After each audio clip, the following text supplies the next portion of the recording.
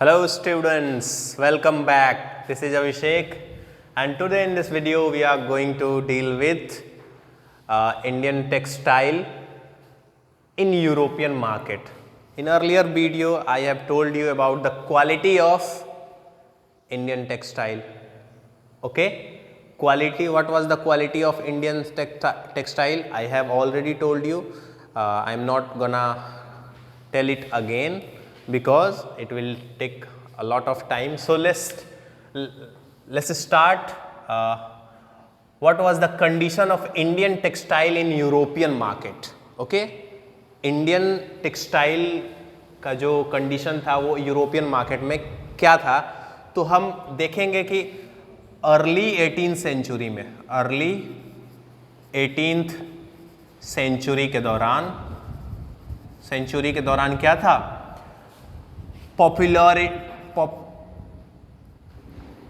Popularity of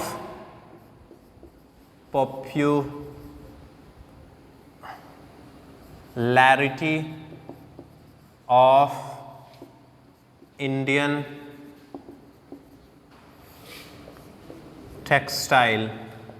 textile was at its peak. Okay, समझ रहे हो? हम पढ़ रहे हैं इंडियन टेक्सटाइल यूरोपियन मार्केट में इसका क्या कंडीशन था। तो यूरोपियन मार्केट में अर्ली 18th सेंचुरी मतलब 18वीं सदी के शुरुआत में, 18वीं सदी का मतलब क्या हुआ, 17 प्लस 17 प्लस की जो टाइम होती है उसे 18th सेंचुरी बोलते हैं, 18 प्लस की जो टाइम होगी उसे 19th सेंचुरी बोलेंगे और 19 प्लस की जो टाइम होगी उसे 20th सेंचुरी बोलेंगे। Got it? तो 18th सेंचुरी के शुरुआती दौर में जो इंडियन टेक्सटाइल की पॉपुलैरिटी थी इंटरनेशनल मार्केट में, खास करके यूरोप में, और यूरोप में खास करके इंग्लैंड में अपने पीक पे थी। ठीक है, क्या थी? अपने पीक पे थी। अब इसके वजह से क्या हुआ, जो वहाँ की ग्रोइंग इंडस्ट्रीज थी, the growing industry of England was in distress because of popularity of Indian textile goods. Okay, और इंडियन टेक्सटाइल कॉटन, इंडिया की जो ये पॉपुलैरिटी थी इंडियन कॉटन की वो बहुत ज़्यादा थी यूरोपियन मार्केट में, जिसके वजह से जो वहाँ के सिल्क और वुल मेकर थे, कहाँ के, इंग्लैंड के, वो उनका जो काफ़ी लॉस होता था, उनके प्रोडक्ट का कोई भी वहाँ पे डिमांड नहीं था। इसके वजह से उन्होंने प्रोटेस्ट स्टार्ट किया और इंग्लैंड सरकार से अर्जी लगाई कि आप हमें क्या दो, हमें एक सिक्योर मार्केट प्रोवाइड करो, सिक्योर मार्केट प्रोवाइड करो। ठीक है, और इस वजह से वहाँ की जो सरकार है वो कैलिको एक्ट, उन्होंने क्या किया, भारत से आने वाले जो टेक्सटाइल कॉटन, खास करके जो चिंच कॉटन था, उसको बैन कर दिया। banned by enacting a legislation. Okay, भारतीय जो कॉटन था, चिंच, इसके बारे में हमने पढ़ा है ना, चिंच एक Indian type of cotton textile था जो कलरफुल, जिसपे कलरफुल फ्लोरल डिजाइंस प्रिंट किए होते थे या फिर बनाए गए होते थे। तो इसी का सबसे ज़्यादा इंग्लैंड में क्या था, डिमांड था। इसको इंग्लैंड की सरकार ने क्या कर दिया, बैन कर दिया। ठीक है, किसके द्वारा, banned by enacting a legislation by England government. ठीक है, इंग्लैंड के गवर्नमेंट के द्वारा ये क्या हो गया, इसे बैन कर दिया गया। इस एक्ट को बोला गया, it was known as calico act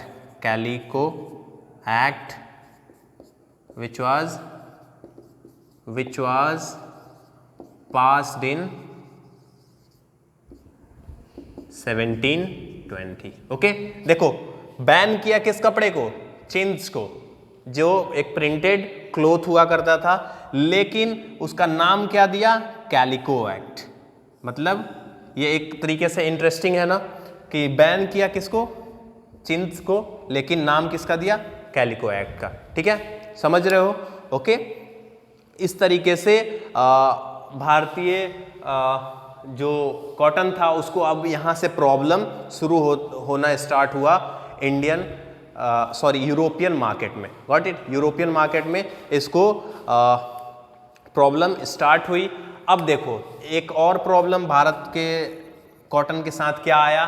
Bharat के कॉटन के साथ एक और प्रॉब्लम आया कि अब इन लोगों ने, इंग्लैंड गवर्नमेंट ने इंडियन टेक्सटाइल को एंटर करना ही बैन कर दिया। इंग्लैंड के गवर्नमेंट ने इंडियन टेक्सटाइल को इंग्लैंड में एंट्री करने पे बैन लगा दिया, या फिर उस पर ज़्यादा ड्यूटी इम्पोज कर दिया, जिसके वजह से वो महंगा हो गया। Got it? क्या कर दिया? जो ब्रिटिश नए इंडस्ट्रीज ग्रो हो रही थी, कॉटन इंडस्ट्री ग्रो हो रही थी, कहाँ पे? इंग्लैंड में। तो वो अभी इन्फेंट स्टेज में था। जो नया ग्रोथ हो रहा था ब्रिटिश टेक्सटाइल इंडस्ट्री का, वो इन्फेंट स्टेज में था। इन्फेंट स्टेज का मतलब अभी वो बच्चा था। क्या था? बच्चा था। उसको अभी प्रोटेक्शन की जरूरत थी। जैसे छोटे बच्चे होते हैं ना, उनको किसकी जरूरत होती है? प्रोटेक्शन की जरूरत होती है। उनको नरिश करना पड़ता है, माँ उनका देखभाल करती है, और जैसे वो बड़े हो जाते हैं उसके बाद से वो अपने तरीके से ज़िंदगी जीते हैं। उसी तरीके से जो इंग्लैंड में टेक्सटाइल इंडस्ट्रीज ग्रो हो रही थी, वो अभी अर्ली 18th सेंचुरी में क्या थी? इन्फेंट स्टेज में थी, अभी ग्रोइंग स्टेज में थी। And that's why it was required a secure market inside the country. उस इंडस्ट्री को क्या चाहिए था? एक सिक्योर मार्केट चाहिए था। सिक्योर मार्केट का मतलब क्या हुआ? कि उस कंट्री में कोई दूसरा प्रोडक्ट ना आए जिसके वजह से उनको compete ना करना पड़े। मान लो कि भारत से वहाँ पे टेक्सटाइल ऑलरेडी जा रहा है और वहीं पे ग्रो हो रही है क्या? Textile industry. Got it? अब भारत का जो टेक्सटाइल है उसकी क्वालिटी तो बहुत लाजवाब है, तो बताओ इंग्लैंड के लोग क्या खरीदेंगे? भारत से आई हुई सामान खरीदेंगे ना। वहाँ की जो इंडस्ट्री है वो तो धरी की धरी रह जाएगी। ठीक है, तो वहाँ के जो इंडस्ट्रियलिस्ट थे या फिर जो प्रोड्यूसर ऑफ कॉटन थे वहाँ के, उन्होंने फिर से एक बार सरकार से बोला कि आप हमें प्रोटेक्ट करो, हमें सिक्योरिटी प्रोवाइड करो, ताकि हमें हमारे जो प्रोडक्ट हों उनको भारत से आए गए भारत से इंपोर्ट किए हुए प्रोडक्ट से compete ना करना पड़े। ठीक है, तो इसमें क्या हुआ? हम ऐसे लिख सकते हैं, English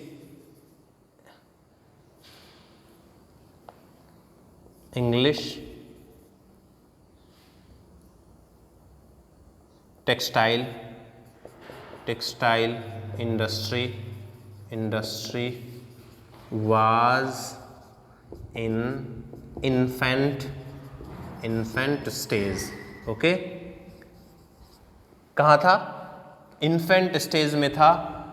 and it was required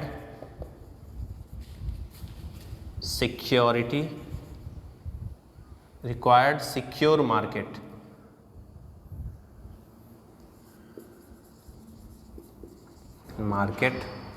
by preventing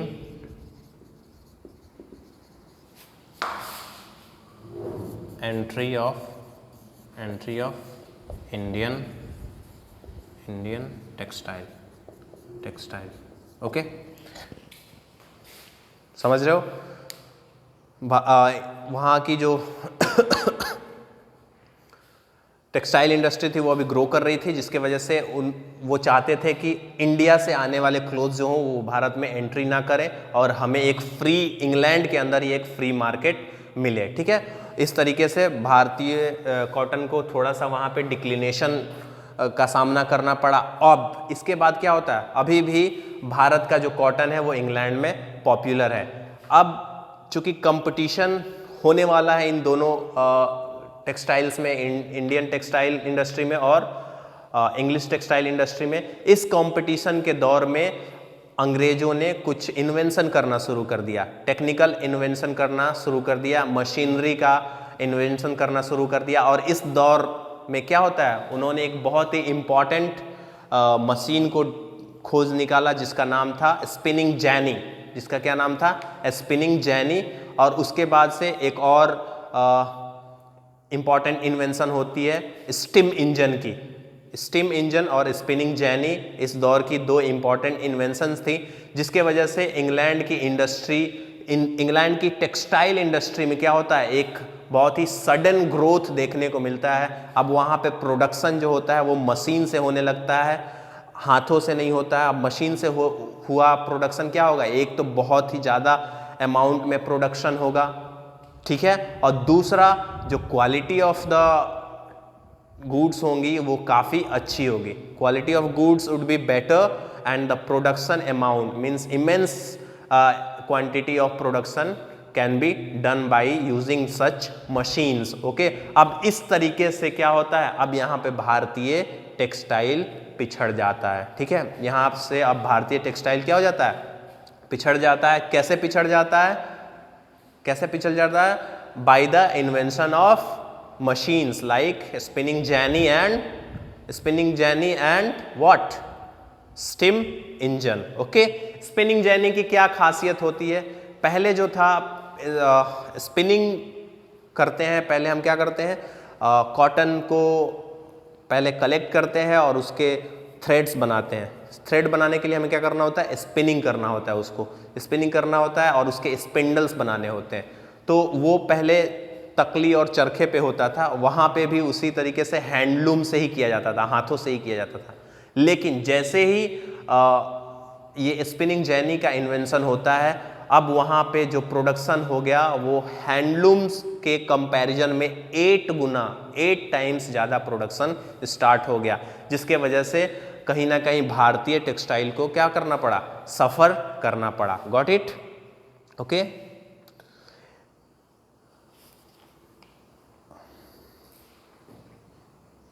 अब देखो, अब इसमें क्या होता है, अभी भी भारतीय टेक्सटाइल इंडस्ट्री जो है वो जैसे तैसे आगे बढ़ रही है और भारतीय टेक्सटाइल की जो मांग है अभी भी उसी तरीके से है। कहाँ पे, इसके अपने मार्केट्स में। इसके कहाँ कहाँ पे मार्केट है, तो यूरोप और अमेरिका और साउथ अमेरिका, अफ्रीका, सब जगह पे इनका मार्केट है। और यहाँ पे बेचता कौन है, तो इंग्लिश ट्रेडर्स जो है वही जाके वहाँ पे बेचते हैं, भारत से कॉटन खरीद के और वहाँ पे बेचते हैं। तो अभी भी ये लोग वही काम कर रहे होते हैं और ये बेचने के लिए उन्हें क्या करना होता है, पैसा कहाँ से वो लाते हैं, अपने ही कंट्री से सिल्वर वगैरह लाते थे, सिल्वर वगैरह लाके और ख़रीदते थे भारत से कॉटन और ले जाके उसे वापस इंग्लैंड में या फिर यूरोपियन कंट्रीज़ में उसको बेच के बहुत ज़्यादा मुनाफा कमाते थे। लेकिन 1750 के बाद से क्या हुआ, 1750 मतलब मिड ऑफ 18th सेंचुरी के बाद से क्या हुआ, जो अंग्रेज़ थे उन्होंने भारत के कई सारे टेरिटरीज़ को अक्वायर कर लिया, टेरिटरीज़ को अक्वायर कर लिया। जैसे इसमें बंगाल को अक्वायर किया और बंगाल को अक्वायर करने के बाद से यहाँ पे उन्होंने रेवेन्यू टैक्स कलेक्शन स्टार्ट कर दिया। क्या कर दिया, रेवेन्यू टैक्स कलेक्शन स्टार्ट कर दिया। अब इसी पैसे का इस्तेमाल करते थे ये क्या करने के लिए, भारतीय कॉटन को खरीदने के लिए और फिर उसको जाके इंग्लैंड के मार्केट में बेच के उनको क्या करते थे, उनसे वो प्रॉफिट अर्न करते थे। Got it? तो किस तरीके से अब इनके जगह से, इनके जो कंट्री है इंग्लैंड, यहाँ से अब ये गोल्ड या फिर सिल्वर नहीं ला रहे हैं कॉटन को खरीदने के लिए। After the victory of Bengal they started collecting revenues from the peasants and landowners, and that revenue they used to buy Indian cottons and then they sell those cottons in the market of Europe and America and earn a lot of money. Got it? ये था एक तरीके से Indian textile का condition कहाँ पे? Europe में. ये था इंडियन टेक्सटाइल का कंडीशन यूरोप में. Got it? ओके, तो अब हमने ये देख लिया कि इंडियन टेक्सटाइल की क्या हालत है यूरोपियन मार्केट में. पहले तो अर्ली 18th सेंचुरी में इंडियन टेक्सटाइल काफ़ी अच्छे से ग्रो करती है, लेकिन उसके बाद से मशीनरी इन्वेंशन होता है और मशीनरी इन्वेंशन होने के बाद से अब और कुछ लॉज पास किए जाते हैं जिसके वजह से इंडियन टेक्सटाइल की एंट्री बैन हो जाती है इंग्लैंड में, और वहाँ पे जो इनकी इन्फेंट इंडस्ट्री होती है टेक्सटाइल की वो ग्रो करती है, और एक समय बाद ये कैसे इंडियन टेक्सटाइल को बिल्कुल उसके ट्रेडिशनल मार्केट से आउटस्टेट कर देगी, हम ये अभी पढ़ेंगे. फिलहाल अभी हम जानते हैं, भारत में वापस पहुंचते हैं. यूरोप से हम कहाँ आते हैं? इंडिया आते हैं, और यहाँ देखते हैं कि जो इंडिया के वेवर्स हैं ये कौन थे आखिर. तो इंडिया के ये वेवर्स कौन थे? ऐसे हम लिख सकते हैं, weavers are the people of the community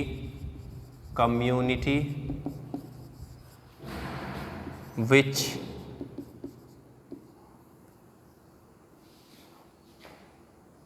has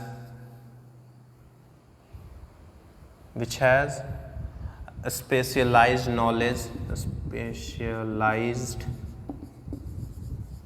knowledge of specialized skill, ऐसे लिख सकते हो, स्किल ऑफ वीविंग.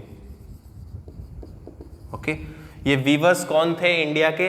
ये वो कम्युनिटी के लोग थे जिनके पास वीविंग करने का, वीविंग का मतलब होता है बुनाई. बुनाई क्या होता है? जैसे ये थ्रेड्स हैं, दीज आर द थ्रेड्स, जिनको हम कैसे तैयार करते हैं? स्पिनिंग से तैयार करते हैं थ्रेड्स को. आपने साइंस में पढ़ा होगा कि जो थ्रेड्स होते हैं कॉटन के, उनको यार्न बनाया जाता है, पहले स्पिन करके यार्न बनाया जाता है, और उसके बाद से उनकी बुनाई होती है ऐसे करके, और ये एक तरीके से क्लोथ्स में चेंज हो जाते हैं. समझ रहे हो? ठीक है. तो ये जो बुनाई का काम करने वाले लोग थे उन्हीं को हम वीवर्स कहते थे. आज भी कहते हैं, उन्हीं को क्या कहते हैं? वीवर्स. Okay, got it? नहीं, समझ रहे हो? तो ये वीवर्स कौन थे? These are the people belongs to the community of specialise weaving skill. Okay, अब ये कौन कौन से थे? तो ये तांती, क्या इनका एग्जाम्पल कौन सा है? तांती ऑफ बंगाल, तांती ऑफ बंगाल, जुलाहा या फिर कह सकते हो Momins of north India and cell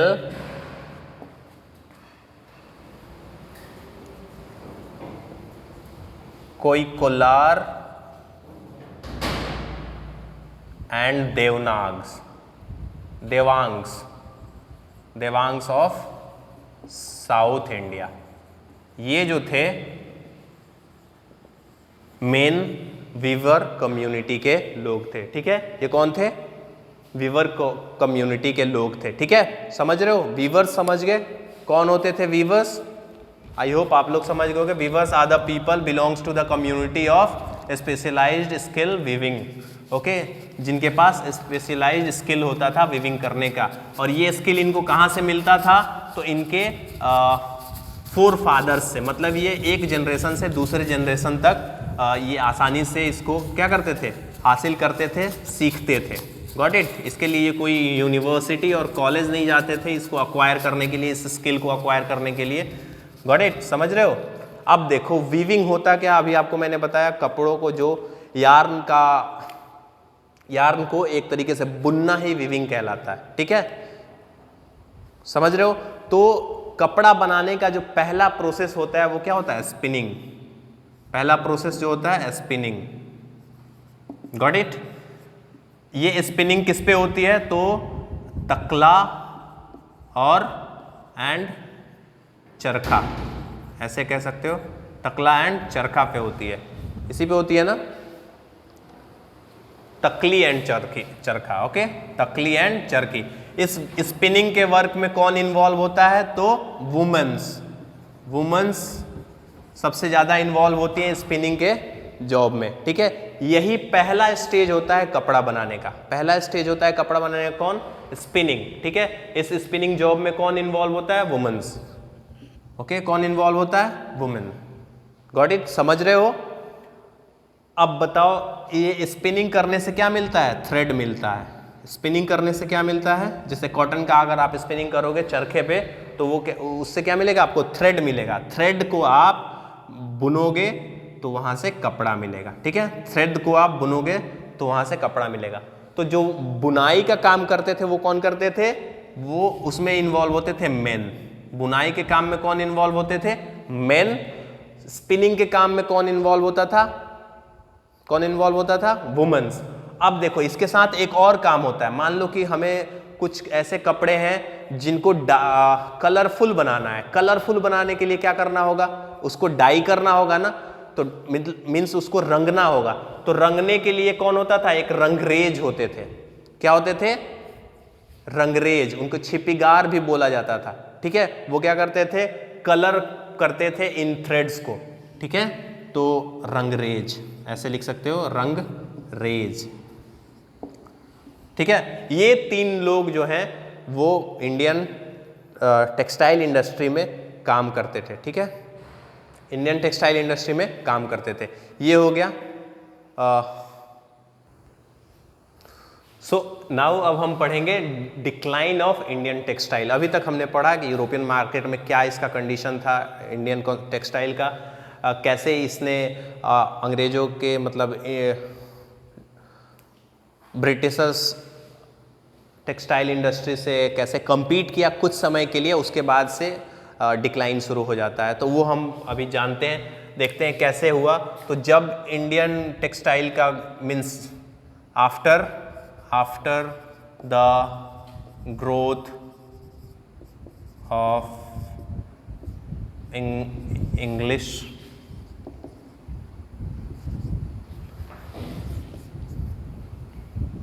textile industry,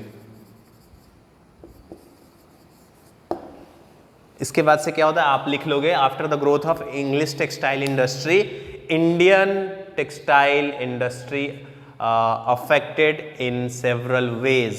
किस किस तरीके से इंडियन टेक्सटाइल इंडस्ट्री अफेक्ट करती है इंग्लिश टेक्सटाइल इंडस्ट्री के ग्रोथ होने के बाद से?